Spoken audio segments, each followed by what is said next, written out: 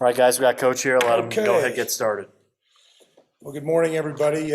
Thanks. I may be running a couple minutes late. It's getting late in the year, and obviously we're in some choppy water and looking at things to move this football program forward. I can say it was a really disappointing loss, and maybe one of the most disappointing losses that we've had at home since I've been our head coach. But it's a one game. We have to learn from that. But it was not a good performance on our part. There's lots of different elements that go into that. And I'll be more than happy to talk about that. But it's one game, and we've got to regroup here and get ready for San Jose.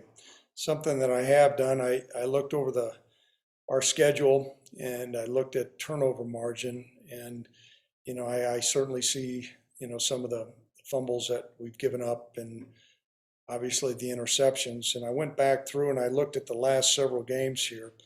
We had a tight game with UConn, and I don't know how good a football team UConn is, but we were -1 against UConn. Against Air Force, we were -1. I know they had the ball on the ground 5 times, and we came up with 1. Against Fresno, we were -5. Against New Mexico, we were -2. I looked at the other part of our schedule, Montana State, who I think is having a great year. They're currently 6-1. We came out of that game split even. Northern Illinois, who's 6-2 right now, we were +2. Ball State, who's 4-4, we were +3. And so, without question, I think it can't be overstated enough. We've got to do a better job taking the ball away, and we've got to do a much better job with ball security.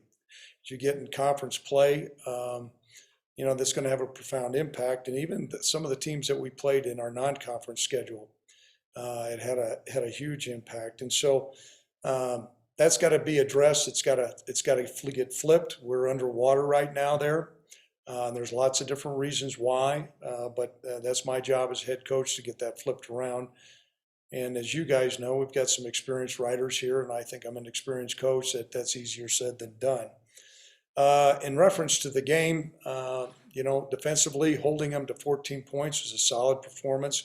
Typically, that's going to be good enough to win. I can tell you that I know that New Mexico is in the process of revamping their offense. There were some things that we were going to need to, I thought, hold them to 7 points. And certainly, I think the touchdown right before the half, those things are going to happen. But that had an impact. And obviously, scoring 3 points, the days of winning a game 3-0 are pretty long gone. So our point total has got to improve, and we're addressing that. And I think we need to have a really, really good performance, and a lot of it on defense, and we got to create some takeaways. And I understand that New Mexico didn't throw the ball much. I think they were 10 out of 11, but some of those passes were like shovel passes. But the ball wasn't in the air much, but nonetheless, we got to get hats around the football and strip it. And we've got to do a much better job taking care of the football if we're going to have an opportunity to beat San Jose. I think there was a question that Cody asked after the game about our identity. Obviously, when you score 3 points, it's hard to have an identity. But, our clear vision, I think we need to be much more efficient in the running game. We did a better job knocking people off the ball and sustaining blocks, but that needs to be better this week. The number of times that we're putting the ball in the air is probably more than my liking. But nonetheless, we need to throw the ball effectively, which we're not doing. If you look at our completion percentage, that's down. So that's got to improve.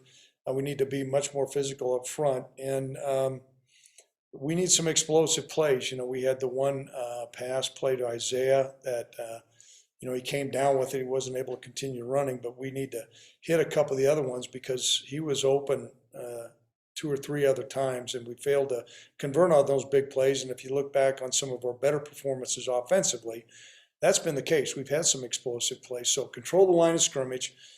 We've got to run the ball more effectively. We need to flip the ratios. We're still going to pass, but, I think we're chasing points too much. We will make an announcement during the course of this week on our quarterback. I don't think it's going to be a deal where I'll have a game time announcement, but there will be an announcement on the quarterback. And I understand that's a point of emphasis, and I get that. I also understand it's a team game, and there's a lot of guys that go into winning and losing. But we'll make an announcement on that as the week unfolds. I have not had a chance to talk to all our players. Obviously, we take Sunday off here. That's a day off. The NCAA mandates that you have a day off. And so Sunday was their day off. Today's our first day to have a chance to really meet with them and communicate. And so we'll do that as well. And so that's where we're at in the rearview mirror. Moving on to San Jose, they're a 4-4 football team. Brent Brennan has done a great job. He was the coach of the year last year. They were our conference champions last year. Their starting quarterback did suffer an injury earlier. I don't know if he'll return against us or not. I believe his name's Starkle, and had a great year last year. But the guy they got playing now is, I think, a truly dynamic player, Nash. His quarterback rating is 133, and that's pretty outstanding. Completion percentage of 57%. He's thrown the ball 103 times and only 2 interceptions. And so you're looking at a guy that I think has got a really live arm. I know they played him in the past. He'd come in and be a dual threat guy. They had played him some at receiver because I'm sure Brent wanted to get him on the field, and now he's taken over the reins of quarterback and really done an excellent job. And number 87, their tight end, I think it's DC. I believe that's his name, and I apologize if I've screwed it up. But he's a big-time tight end. It seems like they've just rolled through these great tight ends. I don't know if it's something in the Bay Area, but he's got 30 catches. They've got a whole group of wideouts that do a great job there. Defensively, their front is very impressive. Number 92, Hall. He was a Mountain West Defensive Player of the Year last year. He's returning. Number 42, I think it's Fiahoko. He's an excellent defensive lineman. He's 6'4", 268. Going back to Hall, he's got 26 tackles, 3.5 tackles for losses, 2 sacks, 2 forced fumbles, just a real wrecking ball there. And then he got great length at corner. Number 23 is their boundary corner. I think he's got great length. He's 6'2". He's long, and he's really got good coverage skills. So we're going out to San Jose, and a big ball game for us. Obviously, I've always been told you don't let one team beat you twice. We've got a Fido this last game. Forget it and drive on. We got to learn from some things, but we got to move forward, which is what we're doing. And so at this time, I'll open it up to questions that are out there. I see a bunch of hands. I'll go to Nick, and you call them up. Josh, go ahead, start us off. Hey, Coach. In terms of offensive play calling, how hands-on have you been just on a play-to-play basis throughout, the season these past few weeks? I would say limited. I was a defensive coordinator for a lot of years, and one thing that I learned, if you're going to hire a coordinator, he's the guy that sits up till 3 o'clock in the morning, calling through every film clip and every data point. Certainly, I have some input, and I've had some input with Tim during the course of the game. But you just can't get into a rhythm. If you have somebody chattering in your ear, run this, run that. There's times I'll have some suggestions in between series, and I'm not going to go through what those suggestions are. But Tim and I have a really good relationship. It's a long history. And, Tim's not happy either. We see where we're at. And I would say this is, if I'm going to start to micromanage the offensive coordinator, then I need to be the offensive coordinator. And I don't think that's how I'm best suited. I don't think that's best for our program. And I'm confident that we're going to make some progress this week. Cody, go ahead. Craig, you talked about how crucial those turnovers are, but you're only 31st in the nation at committing penalties, but they all have seemed really big. How do you put a halt to those? Well, thanks for bringing that up, Cody. I mean, penalties are frustrating for us simply because we try to be disciplined. And if you're going to play our style of ball where you're holding points down and, you're not exposing with completely taking the ball, throwing the ball down the field like Coach Leach does at Mississippi State, penalties come into play, and they've been untimely. But I can tell you, I think it's a mistake when coaches just want to blame lack of productivity on we're snake bitten and we have bad luck with those penalties.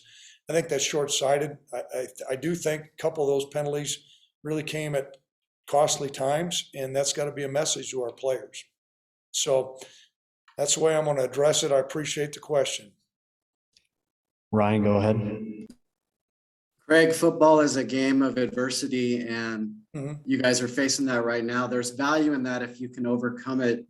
What are you looking for in terms of this team and how you think they can respond to this skid you guys are on? Well, I know this is in leadership. There's a principle in leadership. The first person you have to lead is you. And I take responsibility in going in today and making sure we have a clear vision on with what we're going to correct and how we're going to correct it. There's no question that, sometimes in the darkest times when you're able to come through those things, those give you a baseline, a foundation, a point that you can springboard off it. And that's happened in my coaching career. So that's our plan. But I do know this is if we hang our heads, if we don't create a vision to work ourselves out of this, a challenge here, we're just going to incur more challenges. We play in a really tough league. I think there's really good teams in this league, and there's a lot of parity. And we've got to make sure that we put ourselves positionally to do things to move ourselves forward. Have we done that the last couple of weeks? The scoreboards would certainly say we haven't. I think that there's areas of our team that we have, and I need to build on that. And I appreciate the fact that you're bringing up adversity, because that's part of college athletics. If you look around every year, there's programs that go up and down. I follow the ACC somewhat carefully, and I know Clemson, they're 4-3, and they've got trying to find quarterbacks. And every year we all live it. And so we plan on moving forward with it. If it doesn't kill you, it makes you stronger. Josh, go ahead. Given the success you guys have had in 2-minute situations on offense, have you guys considered going more up tempo during other parts of the game? Mm-hmm. Well, that's a fair question, because there's elements of up tempo that come into play. However, I don't think that you can look at through the prism of just going up tempo, and that's going to solve some of these problems or challenges. What defenses typically do in a 2-minute situation, they modify and they look at the scoreboard and they see what kind of things that they can do, and they leverage where they're at. So many times the calls that are occurring on defense during a 2-minute drive are not the same calls that are going to occur in the middle of the first quarter. There's benefits of the 2-minute, a hurry up offense. Certainly you can catch the defense on their heels sometimes. I think sometimes you can fatigue a defense. There's also some challenges with a hurry-up offense too, because if you're not able to sustain a drive, then your defense is right back on the field. We've talked about doing that. I'm not saying that's outside our goalpost. We're capable of doing it. I think your assessment of our success certainly is successful on that. And I think you've seen Sean really find a sense of comfort with it. But I can tell you the staging and the coverages that we're getting and the fronts that we're getting are somewhat different than what we're getting on every downs during the middle part of the game. Cody, go ahead. Craig, through this adversity, can you share with us at all about what your team captains have maybe relayed to you at all about what's going on out there? Mm-hmm. Yeah, we've had really good dialogue, and the team captains that we have, you see them go out there, whether it's Chad Muma, Garrett Kroll, Sean Chambers, Keegan Kreider, and Validate, we meet once a week, and then I have informal meetings with them. We've talked about it, unity with our football team, and I know much has been written about that. But I can tell you the response that I've gotten from the captains and the other guys is we have a unified football team. They are pulling for one another, and that's really important. We talk about where they're at physically. We've not sustained a lot of season-ending injuries. I don't know if it's been listed, but Ravante Holt won't be playing the rest of the year. But we've got a lot of guys that are banged up. Try to get a pulse on that, and then try to get their perspective and insight on what things I can do better as a head coach to stage some things during the course of the week to give us our best chance of victory. And so good meetings. This is where their leadership really needs to come into play. We have a lot of younger players on our football team. We have a veteran team, and those 5 captains are doing, I think, a remarkable job in the middle of this adversity. Ryan, go ahead. Craig, how is Treyton Welch doing, and how close is Jackson Marcotte to physically getting back to his 2019 form before his injury? Let's go first with Treyton Welch. He did encounter a low tackle, which was legal late in the game there. The information that we've received thus far, and sometimes things change, but thus far, Ryan, everything has been that it was a bruise. There was some swelling, but not extensive. I did talk to Treyton in the training room after the game, along with our head trainer. He's more than probable. He's a go. I don't know if right now, today or Tuesday, he's going to be 100%, but I think as the week goes along, he will be. Concerning Jackson, there's elements of his game, I think, that he's right on par. Certainly he's fresh. He's not been banged up, but he's rusty. There's things that you do during the course of the game when you've not played a lot of seasoned reps. Those things are going to come into play. And so, but I really applaud him, because I don't know if anybody knows the history on him. His knee reconstruction was a major knee reconstruction. And very few guys that I've seen have come back from that. He came back from that and then tore the graft. And so I sat in my office and I basically said, I think your career's done. And he's had a remarkable recovery. He's in law school. He's an all-team guy, and we're in hopes to utilize his skill set more as this season goes along. And, you know, he's one of the bright spots that we have some.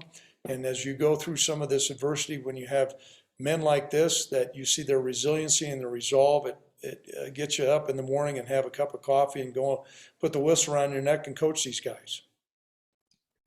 Josh, go ahead. Speaking of bright spots, Xavier Valade continues his run into the UW record books. You know, for you as someone that's coached him throughout his career, what's it been like for you just to kind of watch his journey and, you know, see the success he's having? Well, thanks for that question. I've seen great maturity, you know, as he transitioned from being on the scout team many years ago to being a guy that I wouldn't say would be a dual player. We always knew he was kind of quick, but he put on some lean muscle mass, and now he's become a very proficient blocker. He's got excellent hands and he's got great vision. And so he's become a really, really complete running back for us. As you know, in our system, we like to usually play 2 to 3 guys. He's been fresh, so that's been encouraging. And we plan on utilizing his skill set great against the Spartans. Cody, go ahead. Greg, we're getting toward that time of the year. Any chance that we see some true freshmen, mainly DQ James, Jalen Sargent, any of those guys you think could spark this offense a little bit? You know, I would like to think so. I know that Jalen has been out there mixed in with the wide receivers. What has made this year so unique is the number of older players that we have, and we have a veteran squad. And so we're always looking for any player that can help us in any form or fashion. Believe me, seniority does not guarantee you being on the field, but we've got a pretty senior veteran team, and so they have not been able to get out there much. We're going to continue to cull through and look through this week. But, you know, and that's one of the things I'm profoundly disappointed in, guys, and it would be easy for me to mask over this. You know, we're 4-3 with a senior veteran football team, and I'd expect us to be further along than what we are. And so the members of the team that you just mentioned there, Cody, it's hard for them because they're trying to replace some guys who, you know, I think Isaiah Nair is a really good player. I think Aiden Eberhardt's a really good player. I look at DQ. Titus Swain, you look at his yard per carry.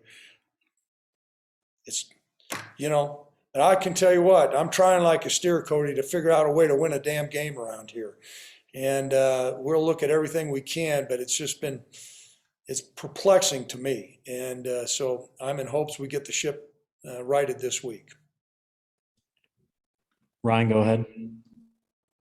Craig, Nash had over 100 yards rushing from the quarterback spot. And obviously, if Starkle were to come back, he's a really good passer. Just what's the challenge of preparing for their quarterbacks? First of all, their scheme is excellent. They have really good players working in. I think their offensive coordinator does an excellent job. We'll monitor. We're going to plan on Nash. Now, you know, if Starkle comes back, you know, a lot of the routes will be similar, but the quarterback run game probably will not be near as prevalent. Nash is he's a prolific runner. If you watch much tape on him, I mean, he throws his body around, he jumps over, he's able to make people miss. And whenever you have a player that can do that, that forces you to scheme things differently. Whether Starkel's that type of guy, I don't think he is. And certainly if he comes back, well, he may have fresh legs. I think he has a separated shoulder. I don't know how much they're going to want to expose him with the quarterback run game. But I can tell you what, Brent Brennan is dialing up some good plays with Nash, and he's going to be all for us to handle. Tracy, did you have a question? They've been asked. Okay, thanks, Tracy. Anything else, gentlemen? Okay, guys, that'll be it. Thank you.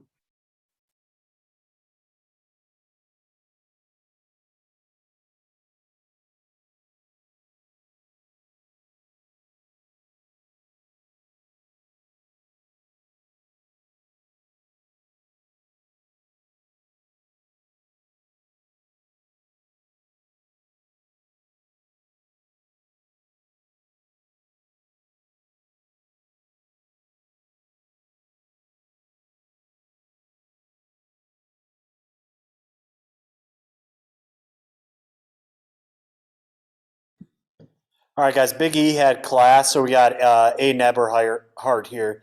So Ryan, why don't you go ahead and start us off?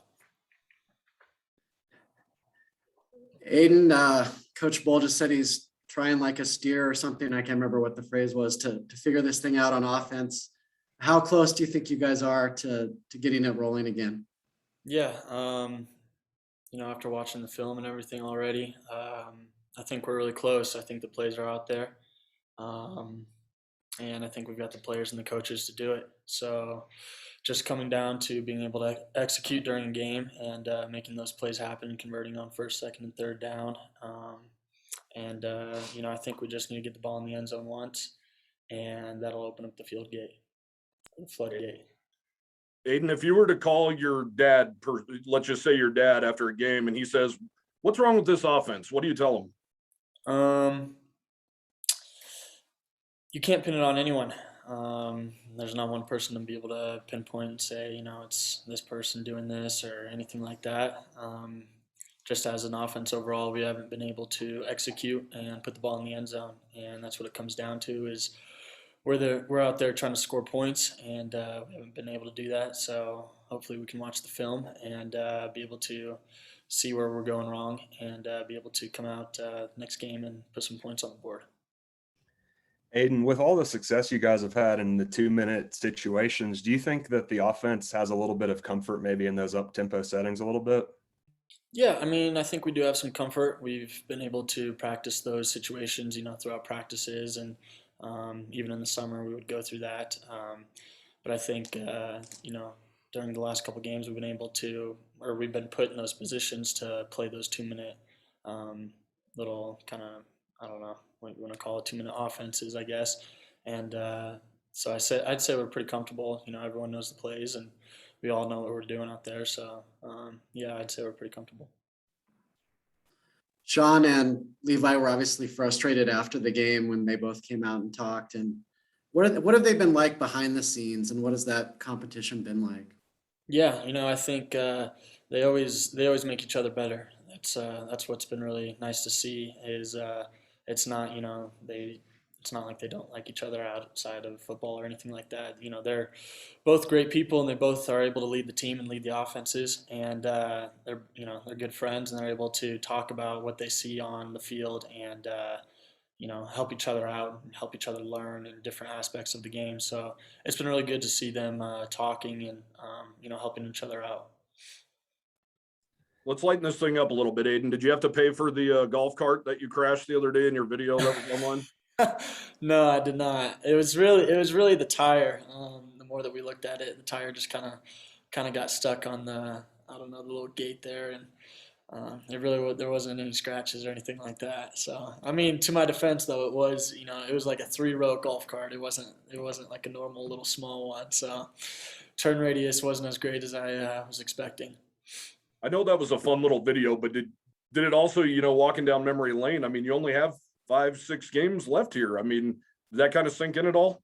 Yeah, absolutely. It kind of sunk in at the start of the season, and with every game, you always kind of think, this could be. You never know injury-wise. This could be my last. So it's definitely been able to sink in, and that little interview. I thought it was pretty cool to be able to do that, and that was kind of a neat way of doing it. It kind of reminded me of the James Corbin little interviews where he takes around the celebrities and everything like that. So, but yeah, it was definitely a trip down memory lane. Being able to see everything, right now or the last couple of years, I've been almost all online, so really haven't been down that side of campus a whole lot. So it was definitely a nice little trip. Aiden, Xavier Valdez is a guy that you've kind of grown alongside these past few years. What's it been like for you to watch him work his way up into the UW record books? It's been awesome. He's a great guy on and off the football field. So to see the success that he's been having has been great. And yeah, I think he deserves every bit of those record books because he works his tail off all the time, and he's always getting better. And obviously, the record books have been showing that. So it's been great to see that. Jackson Marcotte had a catch the other day, and I know it's been a long journey back for him. I think Craig told him he thought his career was probably over at one point. What's it been like seeing him just stick with it and get back in there? And what can he give you guys down the stretch? It's been awesome to see him. He's through his recovery processes, all of them. He's been around, and during summer throwing, he's been to everything, and he's been watching and helping the young guys out and helping them learn in film rooms and everything that he can be doing. So to see him back out there is awesome. It's really great, and he's a great guy too. So that helps out a lot. And to see him back on the field, brings a smile to everyone's face, especially the ones that have been able to see kind of everything that he's been through. So. He's obviously a big body. That helps out a lot. Run game, pass game, everything. So he brings a lot to the table, both run game, like I said, run game and pass game. So it's really been great to see him back out there and getting back into it. Not that you would ever need a lawyer, but will it be nice to have one that if you ever do need one? Absolutely. Yeah. He's got my back whenever I need him. So I can always keep that in the back pocket if anything crazy would ever come up. So, yeah. You guys got any more questions? All right, thanks, Aiden. I appreciate it. Thank you, Aiden.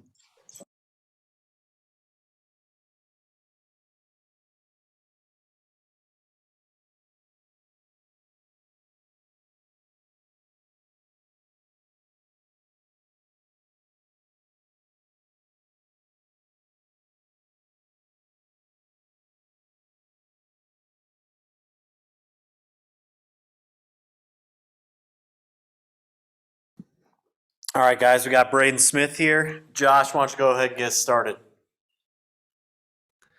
Hey, Braden, just looking ahead to San Jose State. I know they have a dynamic dual threat quarterback over there. What's the biggest thing that the defense is going to need to focus in on this week to get the win?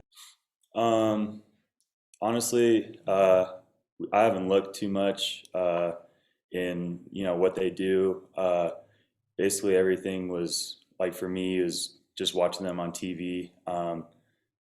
They like you said, I think they have a pretty good quarterback. He can throw pretty well, and he's got some wideouts and tight ends that can run well routes and can run pretty well. So that's basically the only thing I have right now as far as with San Jose State. So, Braden, are you sensing that this team is still together and still has confidence that you guys can pull this out of the fire? Oh, definitely. Yeah, definitely. We had morning workouts this morning, and everybody was still, upbeat. We were screaming, having a good time, but also, working hard, obviously. And I think, 100%, I still believe we got a great culture within the football program. So, yeah, definitely.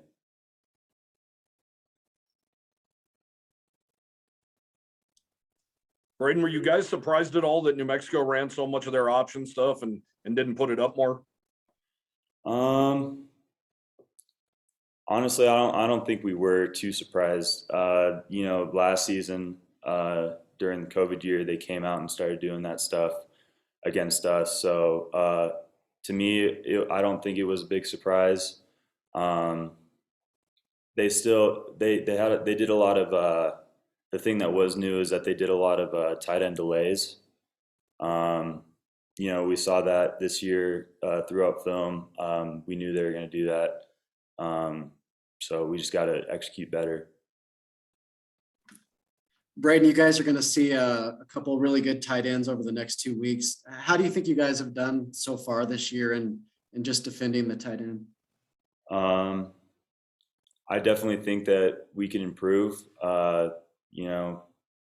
We started off 4-0 and a little bit on a dry spell right now. But I think there's definitely things to improve on in all aspects of our game for sure.